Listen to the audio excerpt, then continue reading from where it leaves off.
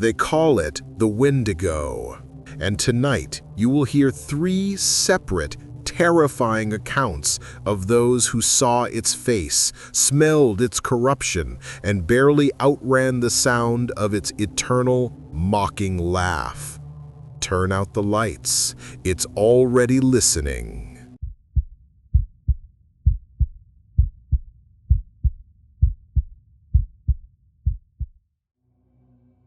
The late November air of 2014 in the Appalachian Backcountry was a bitter, lung-searing cold. We were stringing lines 200 feet up, and my crew, Jake, Marcus, and myself, David, felt we were wrestling the world into submission. We were high-voltage linemen, trained to handle disaster. But nothing prepares you for the ancient, hungry kind of disaster. Our assignment was brutal.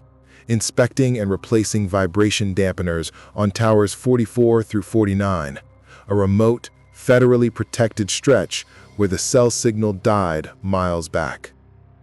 We'd laughed off Jake's occasional stories about shadows and hungry spirits the local tribe warned him about.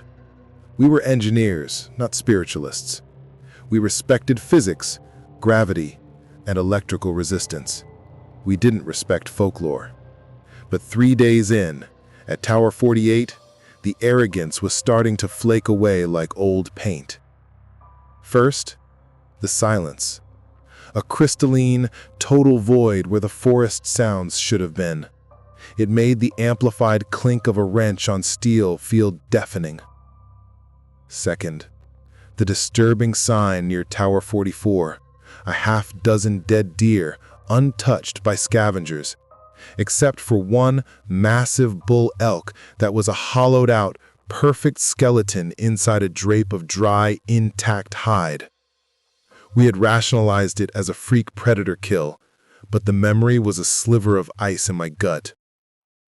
Now, at Tower 48, 180 feet up, Jake and I were securing a dampener, and the wind was dead still, yet the massive steel structure began to sing. Not a hum of high voltage, but a low, resonant note vibrating from the deep earth itself, filling the hollow metal with a strange, mournful drone. "Marcus, check the footings! Is there subsidence? This tower shouldn't be singing like this!" Jake yelled, his voice laced with sudden urgency. Marcus, 100 feet below, near the winch, looked up, shielding his eyes. "They're solid, Jake. It's the tower itself. It feels like it's ringing from the inside, like a tuning fork." The resonant drone abruptly ceased, replaced by a rhythmic, dry tap, tap, tap, coming from the ground level. It sounded like a massive, skeletal finger tapping rapidly on the heavy, concrete-filled leg of the tower. I scanned the ground, but there was only Marcus, standing 20 feet away from the base, staring up, his face pale and etched with dread. "Marcus, what are you doing? Stop hitting the tower!" I shouted. "I'm not touching anything, David. I swear I'm not!" he yelled back, his voice high and strained. The sound intensified, moving upward, a scratch, scratch, scrape against the steel lattice, quick, frantic, and impossibly dry, climbing towards us with terrible speed, as if something was scaling the structure using its fingernails. Then, the smell hit. It was instantaneous, rising on an invisible current. A cold, deep, piercing stench that was pure, visceral horror. It was rotten liver and iron-tinged blood, the heavy reek of 1,000 frozen graves mixed with a sickly sweet decay that burned my sinuses and tasted like pennies on my tongue. It was the scent of absolute starving corruption. Jake cursed, yanking his bandana over his nose. "God help us, what is that?" And then, the sound that shattered our disbelief entirely. It was a voice, a long, agonizing shriek that scraped the inside of my skull, echoing off the steel members. It was high-pitched, thin, and terrifyingly human, like a man trapped beneath the ice, pleading for rescue. But it ended in a chilling, guttural, dry rattle, a sound that was pure, unholy hunger. "Help me!" Jake's face, usually impervious to stress, was slack with primal fear. The man-eater. "It's here. It's here." He was shaking his head. "That's what the elders called it. The voice. The corruption." The horrific cry ceased, replaced by a low, clicking chuff coming from the edge of the clearing. I looked down. Marcus was still frozen near the winch cable, rooted to the spot. And then I saw it. It stood at the edge of the woods, where the dark pines met the power line corridor. A sight so fundamentally wrong, it felt like my eyes were lying to my brain. It was unbelievably tall, a horror of height and impossible gauntness, easily 15 feet, maybe more. It was a terrifying silhouette of bone and dried sinew, covered in skin the color of dead moss and frozen dirt. Its limbs were too long, like snapped branches, and its chest was a hollow cage of ribs visible through its stretched covering. But the head was the true obscenity, elongated, skull-like, crowned with broken, bleached bone that looked like shattered antlers. Its face was a mask of exposed jaw and impossibly long, ice-like teeth. The eyes were two tiny, sickeningly yellow coals burning deep within the hollow sockets. It was the spirit of starvation given skeletal form. It wasn't moving, it was just savoring. "We're going to repel, now," Jake hissed, grabbing his primary line. "Don't look at it, David. Don't hesitate. Drop everything you don't need. We have to get Marcus." We scrambled, adrenaline flooding my system. My hands, trained for years to handle complex rigging, were shaking like leaves, but the training took over. Clip in, lock off, begin descent. As I flew down the rope, Jake was ahead of me. I watched him hit the ground and sprint toward Marcus, who had finally collapsed into a fetal position near the tower footing. The Wendigo moved. It didn't run, it glided. With one long, terrible leap, it was halfway across the clearing. Jake reached Marcus first, yanking him up by the harness. The creature was 3 strides from them. "Draw its attention, David! Flare it!" Jake screamed, throwing a bag of specialized fire-suppressant sand at the creature's feet in a desperate, futile distraction. I hit the ground, my legs instantly turning to lead. I fumbled for my utility bag, pulling out the heavy, high-powered signal flare gun from the pouch.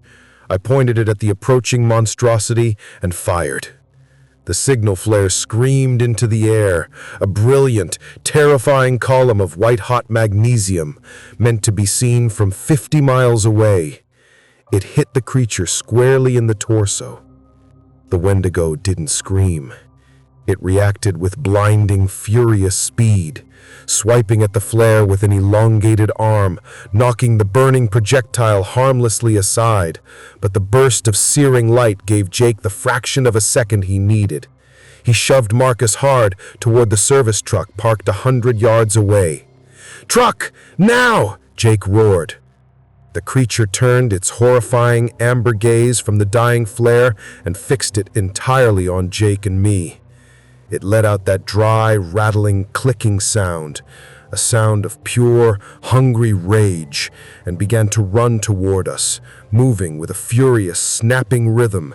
Crack, crack, crack. Its long, stick-like legs eating up the ground with impossible speed. We sprinted, the agonizing distance to the truck. Marcus was already scrambling into the back seat, shaking too hard to be effective. Jake threw the driver's side door open and shoved me into the passenger seat. "Keys, David! The keys are in the ignition!" Jake roared the engine to life just as I slammed the passenger door shut. The creature was there. The impact was immediate and catastrophic. A tremendous, dull thud against the rear fender, followed by the terrifying, prolonged sound of metal shearing under impossible pressure. The entire truck, a 2-ton industrial beast, pitched violently sideways. I looked in the side mirror. A skeletal, clawed hand, impossibly long and pale, was wrapped around the truck bed corner, the dry fingers sinking through the sheet metal like it was wet cardboard. Then the face. The horrifying skull-like visage of the Wendigo filled the side window right next to me, its eyes locked on mine. I could hear the clicking, dry movement of its jaw, and I heard its breath, a foul, freezing vapor that smelled like the deep earth and the deepest winter. It was inhaling, savoring the fear. Jake didn't look. He threw the transmission into drive and simultaneously stomped the gas pedal and cranked the wheel. The F-550 shot forward, the heavy-duty tires spitting frozen mud and gravel. The creature held on. "Hold on!" Jake yelled. I closed my eyes, hearing the dreadful, metallic shriek as the Wendigo's claw was dragged along the side of the truck bed, tearing a massive, deep furrow in the steel. We sped down the narrow utility right-of-way, bouncing over the ruts at blinding speed. Finally, with a sickening snap, the pressure was released. The skeletal hand must have been ripped off the frame by sheer force and speed. Jake didn't stop until the rough dirt track gave way to the blessed, smooth asphalt of the county road, miles away from the transmission line corridor. He drove 5 more miles before his foot finally eased off the pedal, and we coasted to a stop under the weak glow of a distant street lamp. The engine idled, shaking slightly. The only sound in the cab was the 3 of us gasping for air, the smell of fear and adrenaline sharp in the confined space. I turned around. Marcus was huddled in the back seat, shaking violently, but alive. He looked up, his eyes wide and dark. "It wanted to laugh," Marcus whispered, his voice thin. I could hear it clicking, like it was trying to breathe and laugh at the same time. I looked at Jake. He was staring straight ahead, his hands still rigidly gripping the steering wheel. He finally spoke, his voice hoarse, completely devoid of his usual arrogance. "We don't talk about this. Not to the company. Not to anyone. We tell them high-velocity debris strike. We tell them we were shaken up. We tell them nothing else. We were alive, all 3 of us. We had gone into the forbidden depths of the Appalachian forest as high-voltage linemen in 2014 and came out as shattered men, forever bound by the knowledge that the old stories were real and that hunger, true hunger, has a monstrous face and a laugh made of clicking bone. We were marked, not just by the terror, but by the jagged, massive claw marks carved into the steel of our escape vehicle, a testament to the fact that we had run the gauntlet of the starved spirit and barely made it out alive. We had survived, but the cold, endless hunger of the woods had left its indelible print on our souls. We would never climb another tower without feeling that terrifying, predatory gaze.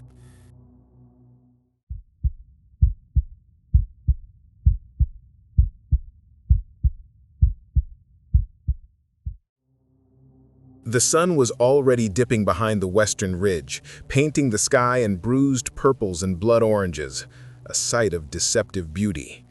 It was late October 2020, and the deeper we drove the Park ATV into the protected wilderness of the Cascade Range, the heavier the silence became. My name is Ben, and I'm a park ranger. My partner, Leo, was driving, his focused face half hidden by the brim of his Forest Service cap. "We gotta get Marker 47 set and be out before true dark, Leo," I said, checking the GPS receiver one last time. This boundary is further out than the old map showed. We're in the designated no-go zone now." Yeah, the mythical haunted woods section," Leo replied, shaking his head. He was a good ranger, dedicated and practical, but he had a healthy skepticism for the local myths the older volunteers loved to share. "We're probably the first humans to set foot here in 20 years. If there was a monster, Ben, it'd be complaining about the lack of Wi-Fi." I didn't share his easy dismissal. The legends of the creature, the starved one, the shadow of winter hunger, had always been tied to this specific, deeply isolated section of the park. My grandfather, a native elder who had worked the edges of this forest long before it was federally protected, never spoke the name aloud, only referring to it as that which hunts. He said you knew you were too deep when the air itself started to feel thin and the wildlife went quiet. The wildlife was quiet, terribly quiet. We stopped the ATV next to a monumental, ancient fir that marked the theoretical corner of the new boundary line. We shut off the engine. The resulting silence was immediate and profound, pressing in on my eardrums. There were no birds, no insects, not even the faint rustle of dry leaves. It was a sensory vacuum. "Eerie, right?" I whispered, pulling the heavy metal marker spike from the storage box. "It's the elevation and the cold, man," Leo mumbled, though his eyes darted nervously. "Just the cold." We worked quickly, using the sledgehammer to drive the marker deep into the frozen earth. As Leo was tightening the final bolts, I walked the perimeter, scanning the area with my binoculars to log the landscape features. That's when I saw the disturbance. It wasn't tracks. It was what was left of a deer. About 30 yards away, next to a rock outcropping, was the carcass. It was a large bull elk, massive even in its decomposition, but it had been utterly hollowed out. I mean, surgically, flawlessly, removed. There was no splatter, no torn hide, just the entire skeleton, intact, picked clean. It looked like an anatomy lesson left behind by a meticulous surgeon. But the most unnatural thing? The ribs had been methodically cracked and bent outward, creating a dark, bony cage facing the sky. A wave of intense nausea hit me, but it wasn't just the sight, it was the smell. It was a pervasive, sickly sweet odor that bypassed the nose and hit the back of the throat. A mix of wet, copper-tinged rot and the metallic tang of extreme frostbite. It was the smell of something utterly starved, yet surrounded by the tools of its own gluttony. I walked back to Leo, not running, forcing myself to be slow. "We're done here," I said, my voice low and unsteady. "What? We're 5 minutes from finishing. What's wrong?" I didn't answer. I just held out a shaking hand to signal for the keys. He saw the look on my face and hesitated, then saw the horror in my eyes. He finally followed my gaze toward the grotesque skeletal structure. "Oh God, what animal does that? Bears don't leave bones intact." "No animal," I breathed. "Get on the ATV, now." We scrambled onto the heavy machine. I was fumbling for the ignition key when the sound came. It was distant at first, a long, piercing cry that scraped the inside of my skull. It wasn't a human scream, nor was it a coyote or a cougar. It was something in between, a sound of unbelievable, frozen misery, stretched thin and pitched impossibly high, like the shriek of a rusty saw blade dragging over bone. It ended on a ragged, lung-shattering gasp. Leo froze, his hand hovering over the throttle. "Did you hear that? What in the world was that?" The voice of starving men. I remembered Grandpa's words with horrifying clarity. "It draws you in. Don't listen. Drive!" Leo wrenched the throttle open, and the ATV roared to life. We tore down the narrow game trail, bouncing violently over roots and rocks.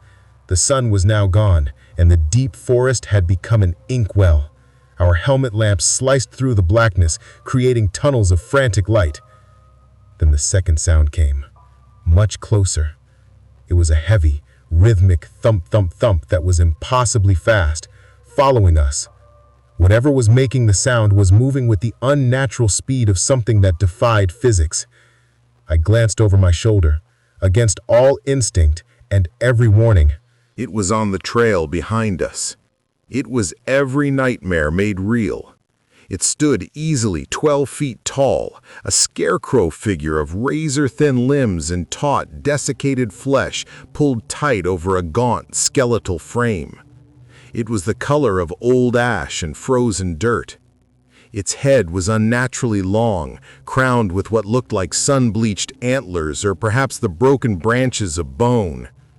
Its eyes were the true horror, not reflective, but burning within deep, hollow sockets, the color of feverish, rotten amber.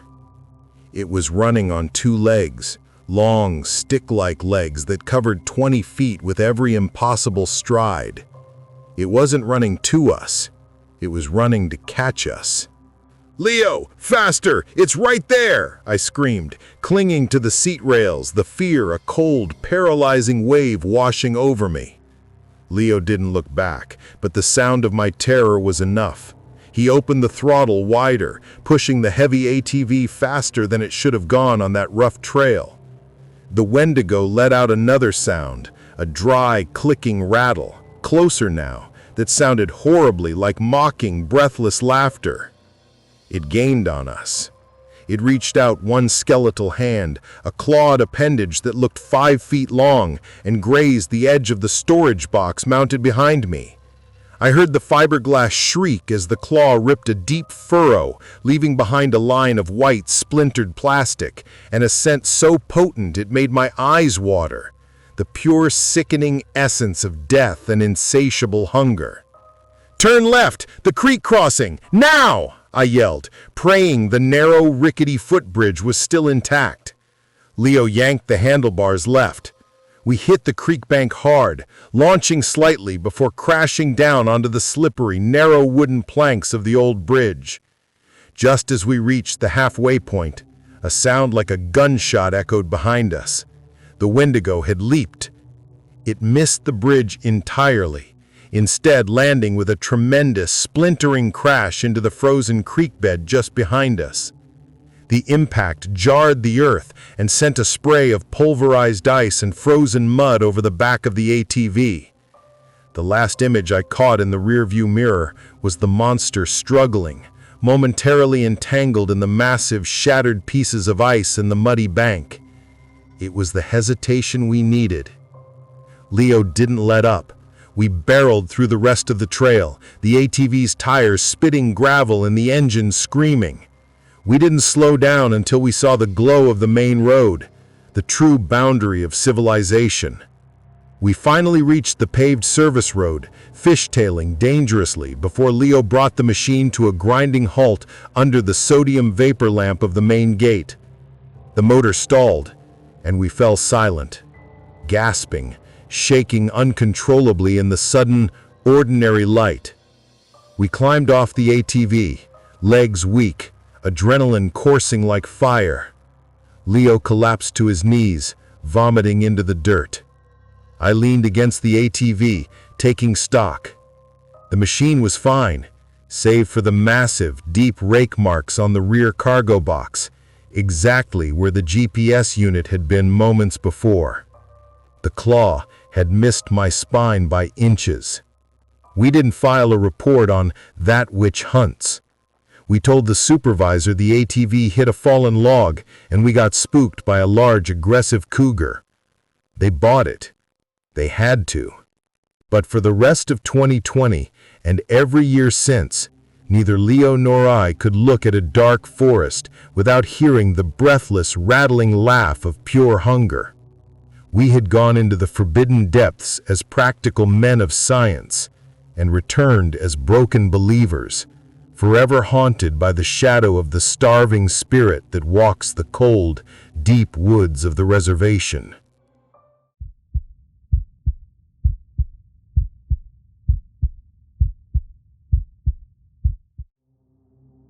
The late winter of 2008 felt like a bad joke. Even in March, the cold was a blade, not a blanket, especially deep within the ancestral woods of the reservation. Mike, Sam, and I, Dakota, were packed into my beat-up '98 Ford F-150, bouncing over logging trails that hadn't seen a proper plow in years. We were 22, 23, full of cheap beer and a bravado that only comes from believing you're indestructible. This was our last hurrah before the spring thaw and the start of summer jobs. We called it the Skeptic's Retreat. "You guys remember Grandma Sadie's story about the man-eater?" Sam asked, his breath fogging the truck cab window as we stopped to adjust the chains on the tires. Mike, already hauling his gear out, scoffed. "Please, Sam, that story was designed to keep us kids from wandering off past the burn line. A monster, tall as a pine, whose heart is ice and whose voice is the sound of starving men. Pure fireside theater." I grinned, pulling my wool hat down tight. It worked, didn't it? I didn't step foot near the deep woods until I was 15.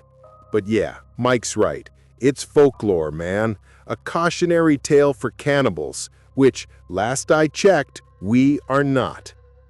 We set up our camp near a frozen tributary, far enough from the river that the ice wouldn't groan and spook us, but close enough for water. It was a beautiful, ancient land, cedar, fir, and naked maple rising into a cold, indifferent sky. Night one was perfect. We had a roaring fire, steaks, whiskey, and guitars.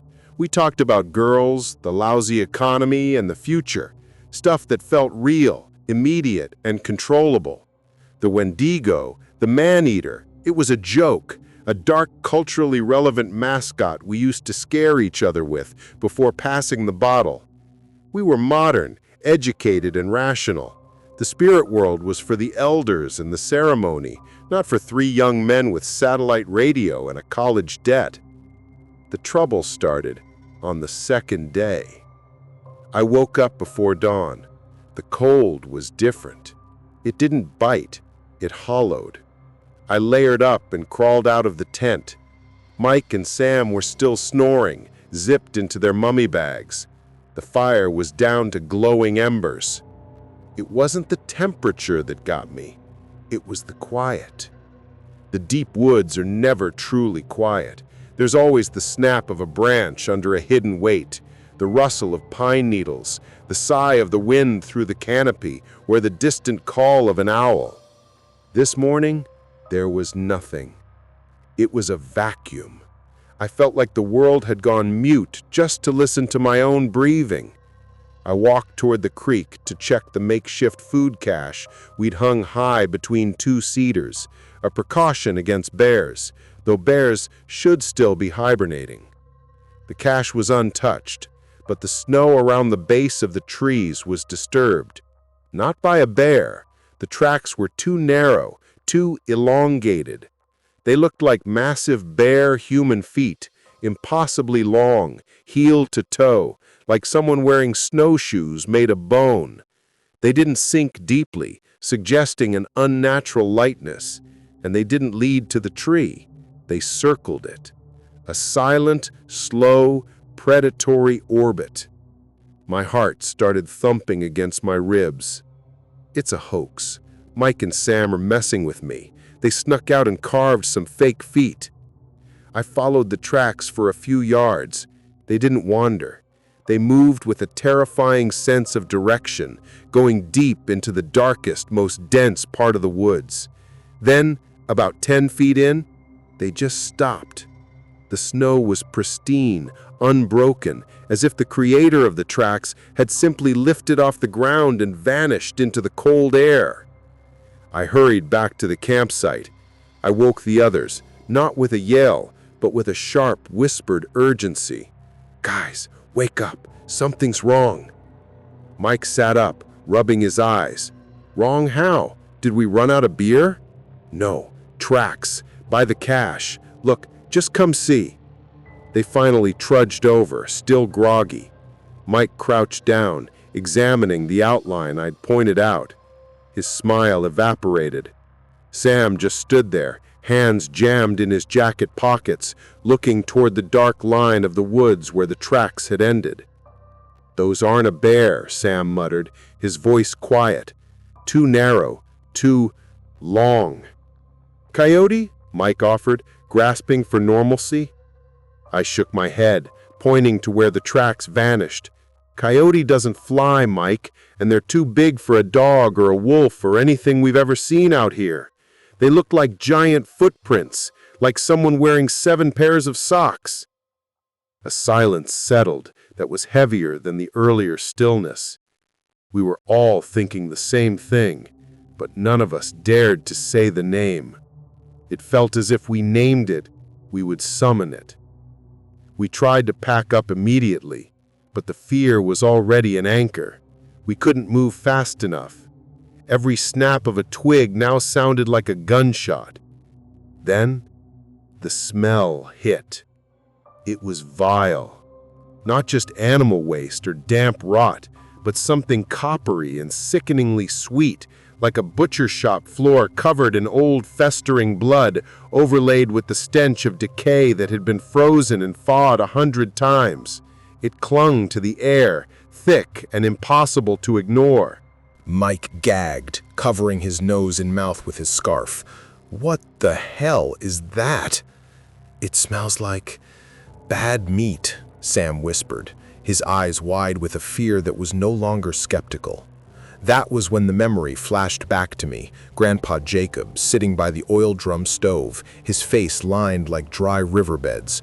The Wendigo carries the smell of its own corruption children. It smells like the sin of gluttony and the iron taste of the first blood it took. We worked in a frantic, silent ballet, folding tents, stuffing bags, trying to get the heavy, wet canvas into the duffels without tearing them. The sun was up now, but it offered no warmth, only a weak, washed-out light that made the woods feel like a black-and-white photograph. It was Sam who heard it first, a sound that tore the silence in half. It wasn't a howl, or a roar, or a growl. It was a sound of absolute, endless suffering. It was a human cry, impossibly high-pitched and long-held, but filtered through a frozen, hollow throat. It was the sound of a man screaming for help while drowning in ice water, the sound of agony mixed with something deeply, inhumanly starved. The sound seemed to come from everywhere and nowhere, shaking the very pine needles loose. Mike dropped his duffel bag. We froze. That's not an animal," Mike breathed, staring up. He was pale, his eyes fixed on a spot high above the tree line. "It's mimicking us," Sam whispered, his eyes shut tight. "Grandma Sadie said it learns to copy human voices to draw you in. That's why it sounds like a man dying." I gripped the hatchet I kept strapped to my pack, my hands sweating despite the bitter cold. The smell intensified, now so strong it tasted like rusty pennies on my tongue. Then I saw it. It was standing on a ridge overlooking our camp, maybe 60 yards away, framed against the gray morning sky. It looked less like a beast and more like a terrible, starved parody of a human. It was impossibly tall, easily 12 feet, maybe more, standing upright like a man, but thin, so thin its limbs looked like bundles of dead sticks tied together. Its skin was taut, dried, and pulled tight over a skeletal frame. In the dim light, I could see 2 points of color, the eyes. They weren't just glowing, they were like sickly yellow coals burning deep inside empty sockets. But the most horrifying thing was the head. It was elongated, almost like a deer's skull, but without the flesh, just bone and dried cartilage. And the teeth, they were too long, too numerous, and they looked like polished, fractured ice. The memory of the elders' stories wasn't folklore anymore. It was a terrifying instruction manual. It is the ghost of hunger, the spirit of greed. It is never full. You will see its ribs through its skin, and its heart is made of ice shards. I swallowed the bile rising in my throat. "Don't look at it," I hissed, grabbing Mike's shoulder and pulling him toward the truck, which was thankfully only 20 yards away. "Don't look at it, don't talk to it, and don't look back. Move!" Mike snapped out of his shock and started running. Sam was already a few steps ahead, scrambling toward the truck's back door. The creature didn't move immediately. It simply stood there, watching us, its elongated head cocked, as if debating which one of us tasted best. The silence after its cry was worse than the cry itself. We reached the truck. Sam fumbled desperately with the passenger side door handle. Mike was already in the back, throwing the gear, stoves, sleeping bags, the cooler into the bed. "Keys, Dakota! Keys!" Sam yelled, his voice cracking. My hands were shaking so violently that I nearly dropped the keys.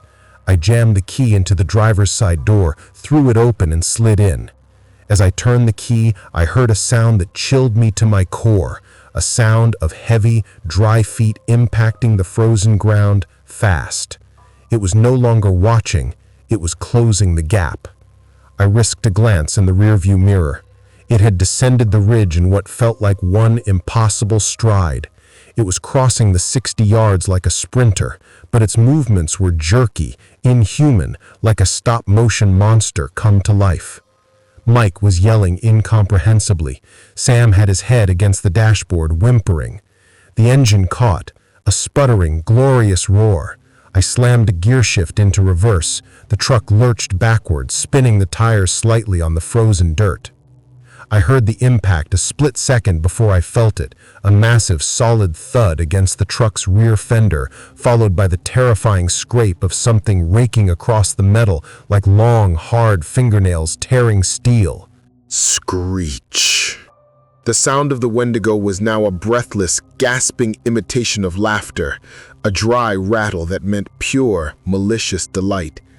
It was close enough now that the stench of putrid meat flooded the cab, overwhelming the smell of old coffee and gasoline. "Go! Go! Go!" Mike screamed from the passenger seat, not bothering to turn around. I mashed the gas pedal. The truck fishtailed, then found traction, spitting frozen dirt and gravel behind us. I corrected the slide and threw the transmission into drive, turning the wheel hard toward the main logging road. As we sped away, I looked one last time into the side mirror. For a terrifying instant, I saw it. Running easily alongside the truck, its long, bony face momentarily illuminated by our headlights, its mouth agape, revealing those terrible, ice-like teeth. Its eyes were fixed on mine with an expression of pure, insatiable hunger. It was not angry. It was just starving. It ran with a silent, unnatural grace, keeping pace easily despite my 70-mile-an-hour dash. It was almost playful. You can't escape hunger. Then a sudden, huge cedar tree appeared in front of it. The Wendigo didn't slow, didn't try to maneuver. It seemed to simply melt or slip behind the trunk, and when the back of the truck passed the tree, it was gone. The mirror was empty. The stench vanished, replaced only by the cold, dry air rushing through the vents. I didn't stop. I drove that old Ford like a rally car, hydroplaning over ice patches and barely slowing for turns until the familiar paved county road came into view. Only when we crossed the boundary sign, the official marker indicating we were off the reservation land, did I dare to ease my foot off the pedal. We pulled over onto the shoulder, the engine idling roughly. The truck cab was silent, thick with adrenaline and shock. Sam was crying silently, his face buried in his arms. Mike was rigidly still, staring straight ahead at the dashboard, his knuckles white where he gripped the seat. I turned off the truck. The silence now was normal, reassuring. It was the sound of distant traffic and wind, not a supernatural void. We're out, I croaked, my voice unrecognizable. Mike slowly turned his head, his eyes meeting mine. They were glazed, and he couldn't form a sentence, just a shuddering nod. We sat there for nearly an hour, not talking, just breathing in the reality of the world outside the woods. When we finally drove away, the sun was high, and the world looked normal. Houses, mailboxes, stop signs, But we weren't normal. We never talked about it again with that old arrogance. The stories of our grandparents weren't folklore anymore. They were history, warnings, and the undeniable truth of a monstrous thing that walked the cold, dark places. We survived because we remembered the rules of the elders. Don't look, don't speak its name, and run faster than fear. We were three best friends who drove deep into the reservation woods as skeptics in the late winter of 2008 and drove out as believers, forever marked by the sound of eternal hunger.